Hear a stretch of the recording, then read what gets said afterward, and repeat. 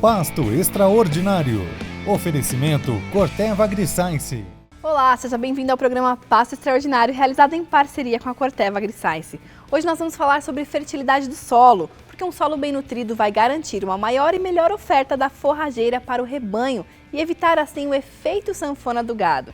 E mais, nossa equipe de reportagem esteve no Pará, em uma fazenda que é referência na região na adoção de técnicas de combate a incêndio. Então tem muito conteúdo bom por aqui, vem com a gente!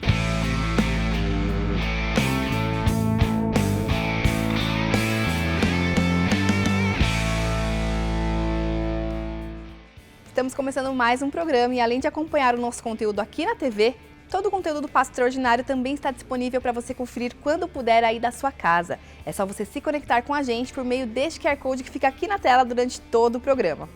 Bom, a escolha certa da forrageira é primordial para o bom desenvolvimento da atividade pecuária. Mas você sabe quais fatores deve levar em conta na hora de escolher uma? Quem vai responder essa e outras dúvidas para a gente é o Evandro Macedo da Agroquima. Olá, Evandro, tudo bem? Obrigada por ter aceito aqui o nosso convite. Bem, boa noite. Eu que agradeço pela oportunidade. Que bom, Evandro. Eu já quero começar te perguntando aí, quando os pecuaristas têm problemas com a forrageira, com o tipo de pasto, o que fazer? Como escolher o melhor tipo de forrageira para as nossas pastagens? Olha, o ponto mais crucial da escolha de uma planta forrageira é o pecuarista entender como é o ambiente que ele vai trabalhar. Nós temos algumas limitações da natureza que a gente simplesmente não consegue alterar, tipo relevo, drenagem do solo, a profundidade do solo, a gente não consegue alterar essas coisas. Então, o primeiro passo é o pecuarista entender muito bem como é o ambiente que ele vai trabalhar. E aí nós estamos falando de características físicas e químicas do solo e também do clima. Feito isso, basta a gente procurar dentro das diversas opções de plantas forrageiras que temos no mercado, quais são aquelas que mais se adaptam a essas condições, vamos dizer, naturais do ambiente e em função disso, ver qual delas melhor se enquadra na atividade profissional do nosso produtor. Se nível tecnológico, a atividade que ele vai desenvolver, se cria, recria em terminação, a atividade que for. Sim. E aí, quanto que a escolha certa da forrageira, do tipo certo de pasto para determinada região, determinado solo, impacta na produtividade? Olha, o impacto ele pode chegar em 100%. Vou te dar um exemplo. Um produtor escolhe colocar uma braquiária brisanta, cultivar marandu, por exemplo, em um solo que tem problemas de drenagem. Essa planta pode ir à morte em muito pouco tempo, e aí você zera o processo produtivo naquela área. Se você tem uma planta que não é a mais adequada, mas ela sobrevive naquele ambiente, em determinados períodos do ano nós podemos ter uma limitação muito grande da produção, da produtividade. Então, as variações do que ele pode produzir ou deixar de produzir são gigantescas, em função apenas da escolha do material forrageiro. Sim, agora para o produtor que já está tendo problema aí com a forrageira que ele escolheu para os pastos dele, para as pastagens dele, qual que é a dica para ele conseguir se adaptar agora? Bom, primeiro é uma questão de custos e de retorno. O pecuarista, antes de pensar em qualquer alteração no seu dossel forrageiro, na composição forrageira da sua propriedade, ele deve buscar exaurir ao máximo o potencial dos materiais que ele já tem. E existem outras coisas que são prementes a ele trocar uma planta forrageira. Ele exaurir o máximo de produtividade que aquelas plantas que ele já tem podem entregar, ter uma propriedade livre de invasoras, ter uma propriedade livre de pragas e doenças, ter uma propriedade bem dividida, com boa oferta de água. No dia em que ele exaurir o máximo que ele pode tirar das plantas forrageiras que ele tem na propriedade, e se ele entender que ele pode produzir mais ainda, aí sim nós podemos pensar num processo de substituição de plantas forrageiras que provavelmente não estejam nos melhores locais. Tá ótimo. Muito obrigada pela sua participação aqui com a gente, Evandro. Foi um prazer conversar com você. Eu que agradeço. Boa sorte e bom programa. Muito obrigado. Obrigada, Evandro. Informações técnicas de qualidade para aumentar a produtividade com a adoção de boas práticas em todas as etapas do processo é o que você encontra no Pasto Extraordinário. Então acesse o QR Code que está aparecendo aqui na tela para conferir o nosso site e as redes sociais. E agora vamos entender a relação entre a fertilidade do solo com a sustentabilidade. Um pasto bem adubado, bem manejado, trará bons resultados na produção animal e também para o meio ambiente. E quem vai explicar isso melhor para a gente é o engenheiro agrônomo Stanley Monteiro. Confira.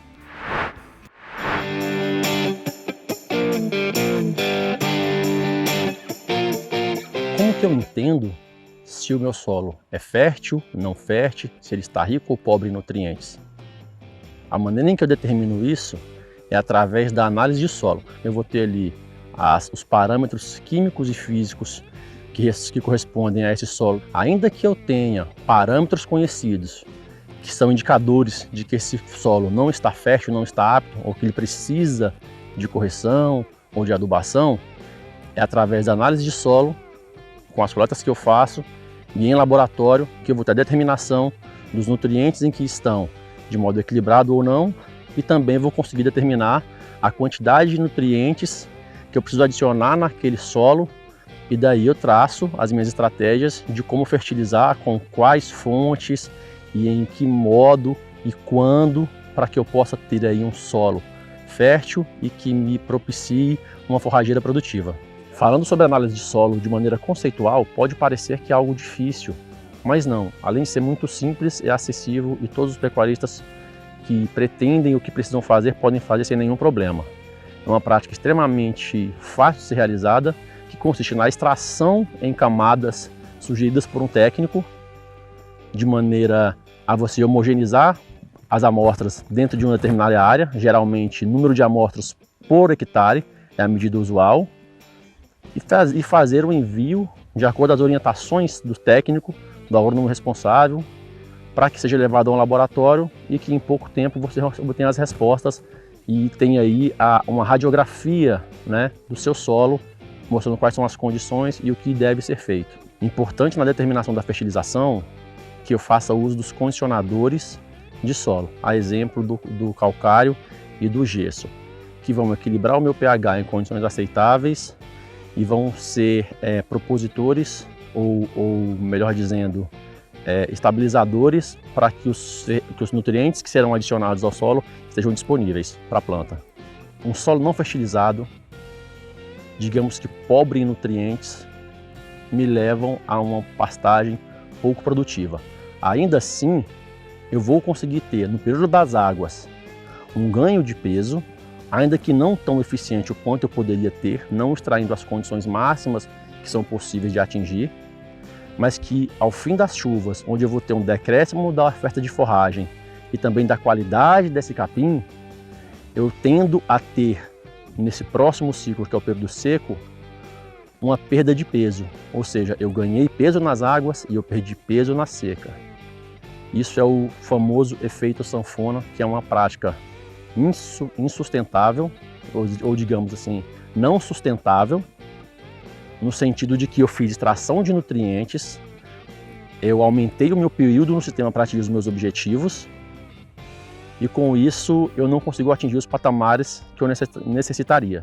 Nesse exemplo não sustentável, onde o animal ganhou e perdeu peso, o que eu posso fazer? De quais ferramentas ou de quais estratégias eu posso lançar mão para reverter esse cenário? Uma delas é através da fertilização. Se eu consigo fertilizar o meu pasto e eu consigo ter um pasto com mais quantidade e com mais qualidade, atrelado às técnicas de manejo, eu elimino esse efeito sanfona, eu coloco o animal para ser mais eficiente, ganhar mais peso, reduzir o período de permanência do animal naquele pasto, aproveito melhor os recursos naturais e as tecnologias disponíveis. Com isso eu sou mais rentável e mais sustentável. A utilização de adubação de pastagens na cultura da pecuária, ela ainda é um pouco tímida. A fertilização, o uso dos corretivos, eles me proporcionam a otimização dessa área, ou seja, eu deixo de utilizar áreas maiores para produzir a mesma quantidade, eu aumento a minha pressão de pastejo, a minha carga animal dentro daquele hectare, E isso me dá uma métrica de sustentabilidade, que é ser mais produtivo e ser mais eficiente em uma área potencialmente menor, ou produzindo mais na mesma área.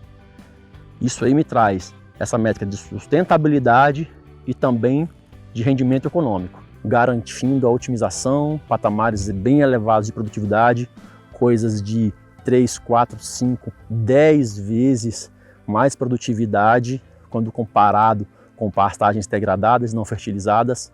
É uma tecnologia que precisa ser encarada com um pouco mais de, digamos, bons olhos para adotar e entender as possibilidades e os benefícios que eu posso ter com essa atividade. Pode ser utilizada por pecuários de pequeno, de médio, de grande porte, e que a gente tem que falar cada vez mais sobre esse assunto, sobre todas as métricas possíveis e tecnologias disponíveis para garantir sucesso e sustentabilidade. Quanta informação útil, né, gente? Vale lembrar que se você quer mais conteúdo sobre cuidados com o pasto, com a pastagem, práticas sustentáveis, tudo isso a gente tem disponível no site do Pasto Extraordinário. Para acessar agora o site é bem simples. Basta ligar a câmera do seu celular, apontar para esse QR Code que aparece aqui na tela, que você vai ser direcionado para a plataforma de conteúdo do Pasto Extraordinário. E no próximo bloco nós vamos falar sobre incêndios. Você, produtor que tem sido impactado com essas ocorrências próximo à sua propriedade, não pode perder as dicas contra incêndios que o pessoal da Fazenda Brasil Verde, na região do Pará, vem realizando há anos. Então, não saia daí!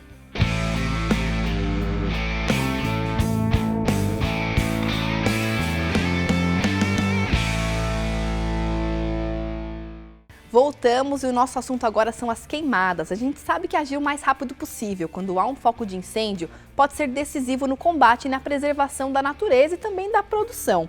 Quem vai nos explicar mais sobre uma tecnologia de monitoramento que em tempo real consegue identificar os focos de incêndio e também vem auxiliando aí na redução de CO2 da atmosfera é o Osmar Bombini, que é diretor de inovabilidade na 1,5 Grau.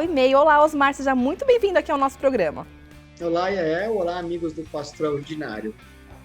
Perfeito. Osmar, eu queria que você começasse falando para a gente como funciona esse sistema de monitoramento, quais regiões que vocês atuam atualmente e qual a infraestrutura de vocês. Maravilha.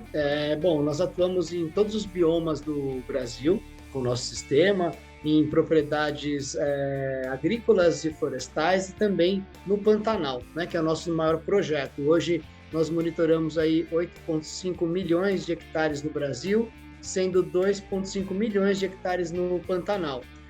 Nós temos a plataforma integrada que chama Pantera, né? O Pantera, ele traduz os fundamentos do incêndio florestal em tecnologias de prevenção, detecção, resposta rápida e depois a gente faz a análise do impacto evitado, né, pelos incêndios evitados. Então, o coração da nossa tecnologia é a detecção instantânea, né? Que são câmeras de alta resolução, que são instaladas no topo de torres de comunicação, e essas câmeras elas têm um alcance de mais de 40 quilômetros de visada e uma detecção instantânea desse foco, nesse raio aí de 70 mil hectares, em até 3 minutos. Isso faz a diferença e também o sistema indica a latitude e longitude exata do foco, o que facilita identificar quais são as brigadas mais próximas, né?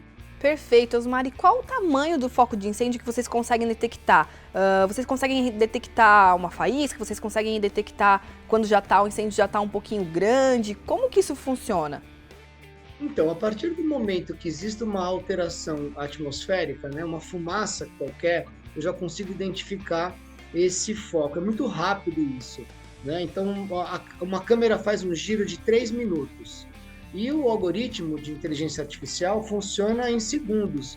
Ele vai entendendo as alterações, ele vai entendendo o que não estava lá o que não aparecia na tela, então ele começa a entender que tem uma mudança atmosférica, né, uma mudança, uma fumaça. Então, durante o dia, ele entende essa alteração muito rápido. Nós temos aí exemplos de focos bem pequenos detectados, e à noite ele detecta a alteração de luz.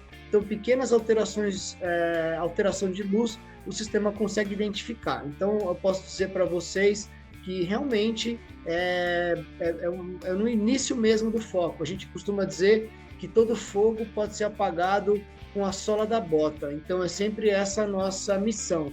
como que a gente consegue identificar um foco que dê tempo do brigadista chegar lá e apagar com a sola da bota, né? Esse é o nosso jargão. Muito obrigada pela sua participação, parabéns pelo trabalho de vocês, foi um prazer conhecer mais aí dessa ferramenta tão importante para preservar os nossos biomas, para preservar a nossa produção rural, enfim, muito obrigada. Obrigado, obrigado a todos. Obrigada, Osmar. E aí, para a gente dar continuidade a esse assunto de incêndios, a gente vai conhecer agora a Fazenda Brasil Verde. Por lá, eles têm um trabalho de boas práticas para prevenir qualquer foco de queimada próximo à fazenda. Vamos acompanhar.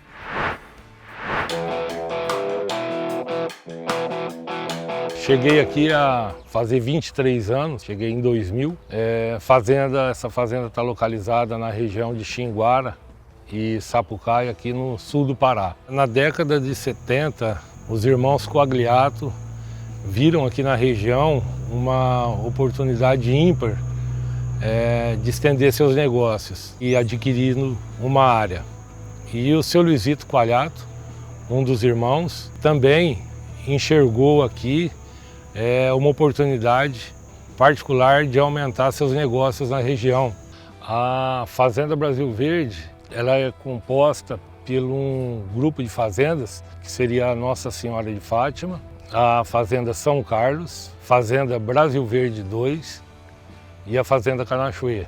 Com a área total de todas as fazendas aí é 17 mil hectares. E essas fazendas estão basicamente na área de recria e engorda, desde a década de 2000, e agora, por fim, nós partimos para a área de cria também. A gente já vem produzindo com responsabilidade, com sustentabilidade, visando uma maior produtividade de arrobas por hectare.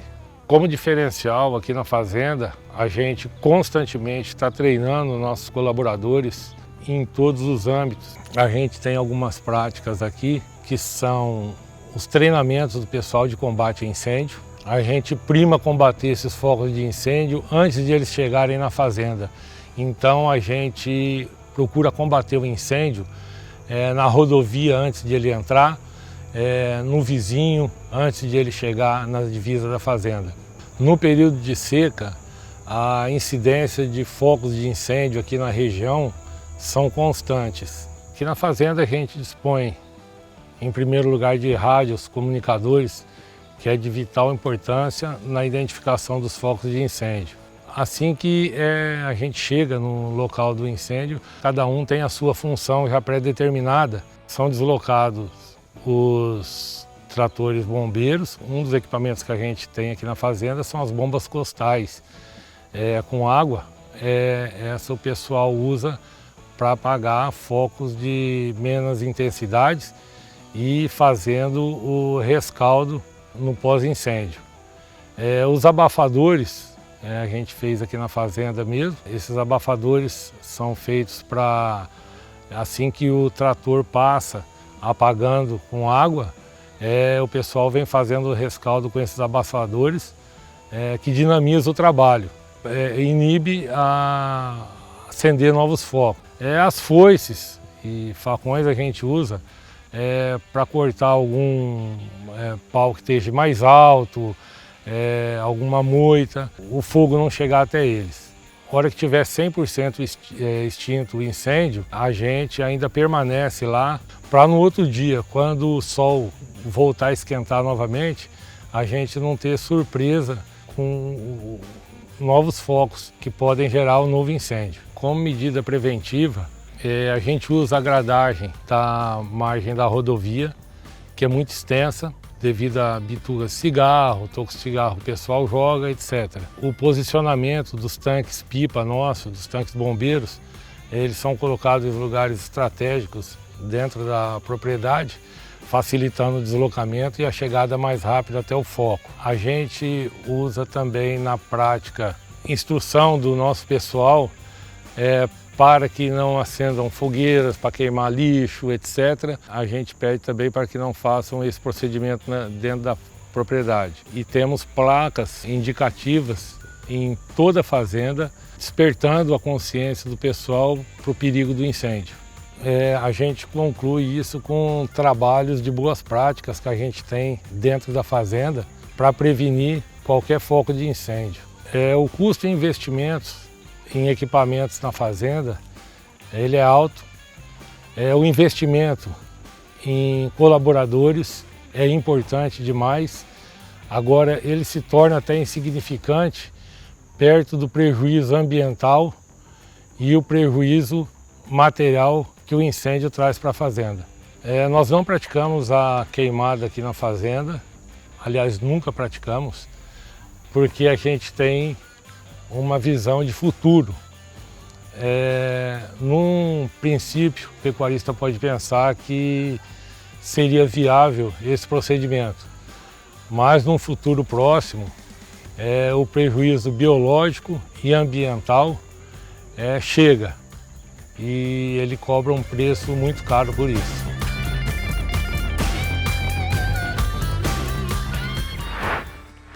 Parabéns pelo seu trabalho, Luiz, e também toda a equipe aí da Brasil Verde. Antes de encerrar o programa de hoje, eu quero te convidar para conhecer a plataforma S da Corteva AgriScience, utilizando o QR Code que está aparecendo aqui embaixo. É um projeto completo para o desenvolvimento sustentável da pecuária. Com esse código, você também se conecta com a gente pelas redes sociais do Pasto Extraordinário e fica por dentro das informações mais relevantes do setor. Bom, pessoal, é isso. Por hoje é só. Muito obrigada mais uma vez pela sua companhia e até o próximo programa. Tchau, tchau!